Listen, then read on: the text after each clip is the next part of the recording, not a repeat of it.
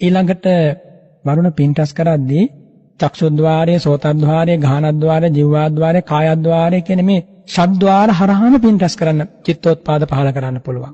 කුසල චිත්තෝත්පාද පහල කරන්න පුළුවන්. දැන් අපි ගත්තොත් වරුණ සුවඳ කූරක් දැල්වනවා. හොඳ සුවඳ කූරක් දැල්වනකොට Tamanටත් ඒක සුවඳ දැනෙනවානේ.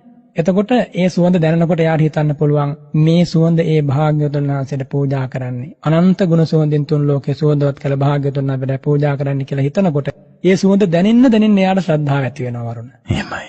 ඒ වගේම සුපිපි සුවඳ මල් දෝතක් අතට අරගෙන මල් ටික බොහොම පිවිතුරුයි හොඳට තියෙනවා. පරවෙලා නැහැ. ඇස් දෙකනොත් දැන් මේ මල් ටික දැස බලනවා. ඊළඟට නාසයටත් මේ මල් වල සුවඳ දැනෙනවා. අතපය වදිනකොටත් කාය ප්‍රසාදයේ හරහාත් මේ මල් වල තියෙන මෘදු පහස දැනෙනවා. එතකොට මේ විදිහට වරුණ මේ ටික පූජා කරනකොට මේ ద్వාර මේ චක්ෂුද්්වාරයෙන් ඒ වගේම දැන් මල් පූජාව පිළිබඳව අපි ආනිසංස අහලා තියෙනවා නම් ඒ වෙලාවේ අසමින්නම් ඉන්නේ මල් දෝත අතේ තියෙන වෙලාවේ මල් පූජා කරන කෙනෙකුට මෙහෙම ආනිසංස ලැබෙනවා කියලා. එතකොට චක්ෂුද්්වාරයෙන්, සෝතද්්වාරයෙන්, ඊළඟට ගාහනද්්වාරයෙන්, කායද්්වාරයෙන්, ඒ වගේම මනෝද්්වාරයෙන් මේ සෑම ద్వාරයකින්ම ඊතා ප්‍රනීත පිවිතුරු ත්‍රි හේතුක කුසල චිත්තෝත්පාද පහල කරගන්න පුළුවන්. එනිසා වරුණ මේ බුදු සසුන කියන්නේ අසාමාන්‍ය තැනක්. මේ බුදු සසුන කියන්නේ අසාමාන්‍ය තැන. එක මල් දෝතක් උදෑසන අවදි වෙලා හොඳට මල් දෝත අතට අරගෙන වරුණ එකපාරට ගිහලා පූජා කරන එක නෙමෙයි. වරුණේ මල් දෝත අතට අරගෙන ටිකක් මල් ටික දිහා බලාගෙන බුදු ගුණ හිතන්න ඕනේ. මේ මල් මම කාටද පූජා කරන්නේ? ඇයි මම මේ මලින් භාග්‍යවතුන් වහන්සේ සිරිපා පූජා කරන්නේ? මෙහෙම හිතන්න ඕනි වරුණ. හොඳට හිතලා සිරිපා අභියසමයි මේ මල් දෝත මම තැම්පත් කරන්නේ කියලා සිරිපා සිතින් මවාගෙන මල් ටික තැම්පත් කරන්න ඕනි. කලබලයට කරන්න යන්න හොඳ නැහැ.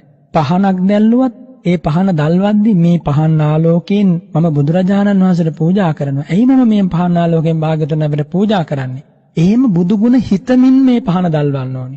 සුවඳ පූජා කළත් එහෙමයි. ඒ වගේම වරුණ දැන් අපි පසඟ පීඨවල දසඟ පීඨවල වන්දනා කරනවානේ. කලබලයට වන්දනා කරන එකනේ හොඳට නිහඬව කලබලයක් නැතුව තැම්පත් වෙලා දෑත නළලට අරගෙන මොහොතක් හොඳට බුදුරුව ජීවමාන කරගන්න ඕනේ වරුණ හිත ඇතුලෙන්. ඊට පස්සේ ජීවමාන බුදුරජාන් වහන්සේ ළඟ දනින් වැටෙන්නේ යම්සේද අන්න එහෙමමයි වඳින්න ඕනේ.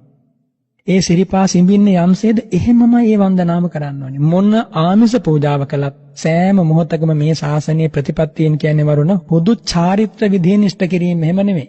හොඳට මතක තියාගන්න ශ්‍රද්ධාව කියන ධර්ම ස්වභාවයේ බුද්ධ ශාසනයක විතරයි තියෙන්නේ. ද්වේෂක්ඛයෝ නිබ්බානං